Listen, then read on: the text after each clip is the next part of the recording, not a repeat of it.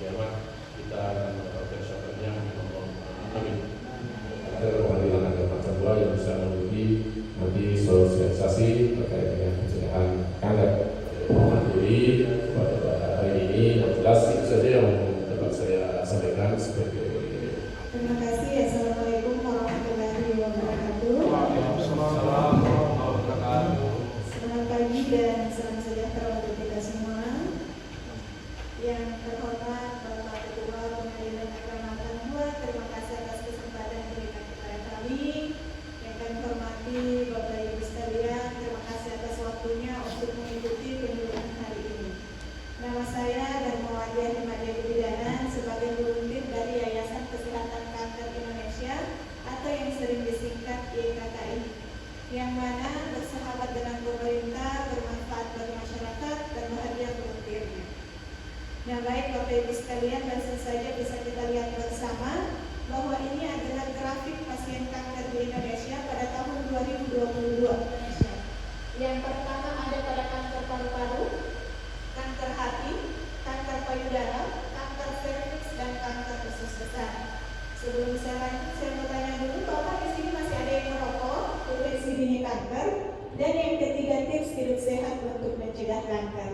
Nah sebelum kita lanjut ke materi, mungkin di antara Bapak Ibu sekalian sudah ada yang apabila seseorang sudah menderita yang namanya penyakit kanker yang segi pengobatannya sangat tinggi, mulai dari jutaan bahkan sampai ratusan juta rupiah yang mengakibatkan kantong penderita. Namun apabila tetap dibiarkan dan tidak segera ditangani, akan dikhawatirkan berubah sifat menjadi tumor ganas. Dan kalau sudah menjadi tumor ganas, berarti ini yang dinamakan dengan kanker. Yang mana sel kanker ini bisa berpindah ke bagian tubuh yang lain melalui pembuluh darah. Jadi kanker bukan penyakit yang menular, tidak berpindah ke orang lain, tapi bisa berpanas pada telinga. Nah rasa panas ini yang lama-kelamaan akan merusak sel jaringan saraf ke otak, sehingga mengakibatkan yang namanya kanker otak. Apalagi kalau penggunaan handphonenya sambil dicas, radiasinya akan meningkat 1000 kali lipat dibanding penggunaan handphone biasanya. Nah selanjutnya yaitu makanan dan minuman yang mengandung zat karsinogen atau bahan pengawet. Jadi Bapak Ibu ada 3 contoh bahan pengawet yang tidak boleh dicampurkan dengan makanan. Selanjutnya yaitu gaya hidup, cara pengolahan makanan yang salah. Nah ini contoh kecilnya adalah penggunaan minyak goreng Bapak Ibu sekalian. Jadi penggunaan minyak goreng ini tidak boleh digunakan lebih dari 2 kali. Apalagi kalau warna minyak gorengnya sudah coklat kehitaman, sebaiknya dibuang karena sudah mengandung yang namanya radikal bebas yang sangat berbahaya bagi kesehatan tubuh. Nah, apabila kesehatan tubuh sudah terganggu, itu rentan terjangkit virus, Bapak Ibu. Salah satu contoh virus namanya HPV atau human papilloma virus. Ini yang menyerang di bagian alat kelamin. Adanya muncul bintik-bintik merah atau putih di sekitar alat kelamin yang bisa mengarah ke kanker serviks. Lanjut ke materi berikutnya yaitu kanker paru-paru. Jadi seperti yang kita lihat di grafik bahwa kanker paru-paru ini merupakan jenis kanker pembunuh nomor 1 pasif dan perokok aktif. Nah, jadi perokok aktif yang bisa merokok secara langsung, kemudian perokok pasif bukan kita yang merokok, tapi di sekeliling ada yang merokok. Jadi kita juga ikut menghirup asapnya. Tapi kan sudah diganti yang Pape. Sama saja Bapak. Oh, Iya.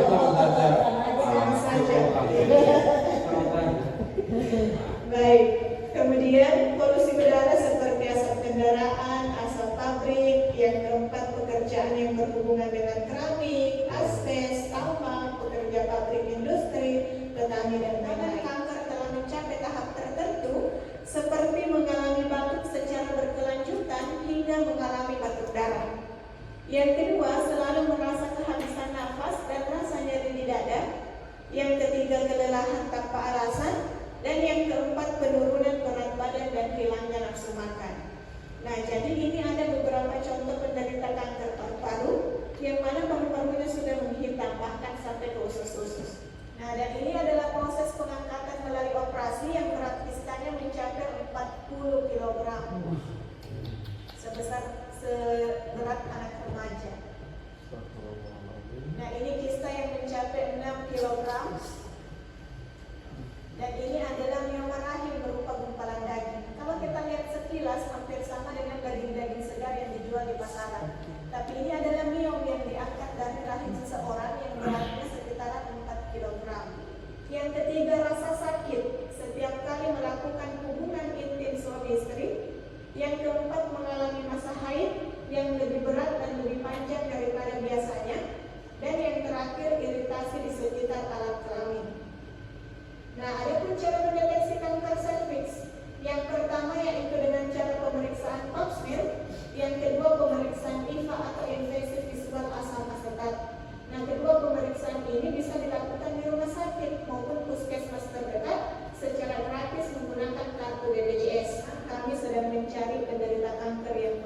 mampu.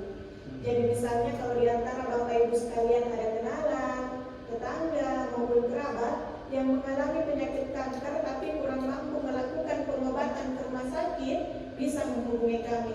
Nanti kami dari yayasan yang akan memberikan bantuan. Ataupun misalnya Bapak Ibu kalau ada penderita kanker yang ditemukan yang pengobatannya itu di Kota Kupang, sedangkan mungkin di Kota Kupang tidak ada keluarga, tidak ada tempat tinggal, jadi itu bisa difasilitasi di kantor cabang kami yang ada di Kota Kupang. Selain itu, kalau misalnya pengobatannya harus dirujuk ke luar kota, kebanyakan yang kita temukan itu rujukannya Jakarta, Surabaya, Makassar. Nah, kami dari Yayasan Kesehatan Kanker Indonesia merekomendasikan silahkan dianjurkan atau direkomendasikan untuk melakukan pengobatan lanjutan di Kota Makassar. Kenapa harus di Kota Makassar? Karena kalau di Kota Makassar itu semua akan difasilitasi oleh yayasan. Mulai dari transportnya dari Kupang misalnya ataupun dari Atambua misalnya sampai di Kota Makassar. Nanti pada saat sampai di Bandara Makassar itu akan ada volunteernya kita yang akan jemput di bandara kemudian dibawa ke rumah singgah. Jadi yayasan sudah menyediakan rumah singgah bagi pasien yang berobat jalan ke Makassar. Jadi mohon bantuannya Bapak Ibu sekalian, kalau misalnya ada penderita kanker yang ditemukan, silahkan hubungi kami. Nah kira-kira Bapak Ibu dari nomor 1 sampai nomor 5 yang mana yang paling sulit kita lakukan? Nomor 4. Ada yang nomor 4, suntikan sekitar 1.500.000. Iya. Dan ini pun suntikan HPV ini hanya untuk, karena kalau kita lihat fungsi dari zat anti kanker ini hampir sama dengan fungsi kemoterapi yang ada di rumah sakit. Tapi yang kita ketahui bahwa kemoterapi di rumah sakit itu memiliki efek samping alami untuk pencegahan dan pengobatan kanker dan tumor, yaitu namanya temu putih. Iya. Nah, jadi temu putih ini berbeda dengan kunyit putih sehingga dapat menurunkan kadar kolesterol.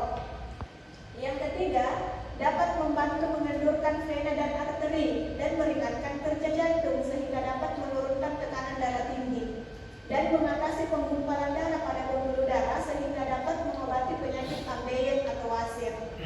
Kemudian selanjutnya dapat menghambat penyerapan glukosa pada usus halus sehingga temu putih ini juga dapat mengobati penyakit diabetes.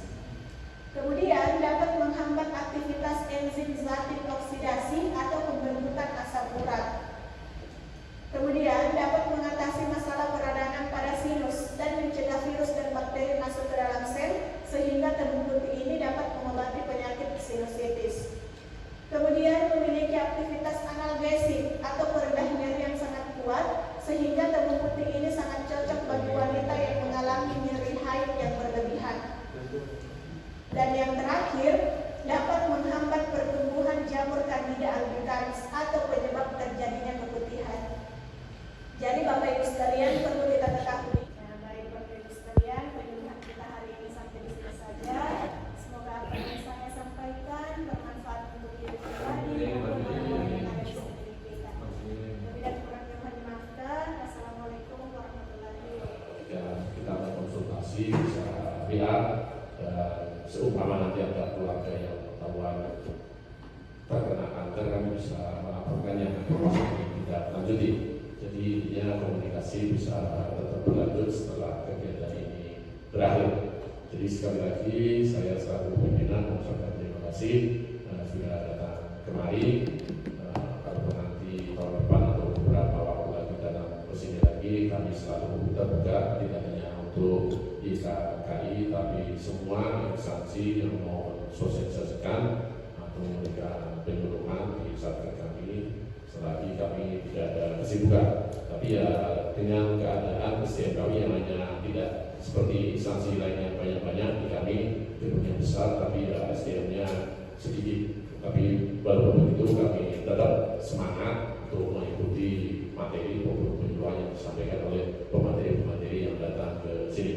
Kemudian yang terakhir, mudah-mudahan penyuluhan di tempat yang lain bisa terlaksana sebagaimana target yang ditargetkan dari KKI khususnya di wilayah NTT ini, dan mudah-mudahan dengan adanya penyuluhan ini penderita kanker yang ada di NTT bisa tertolong dan tersembuhkan.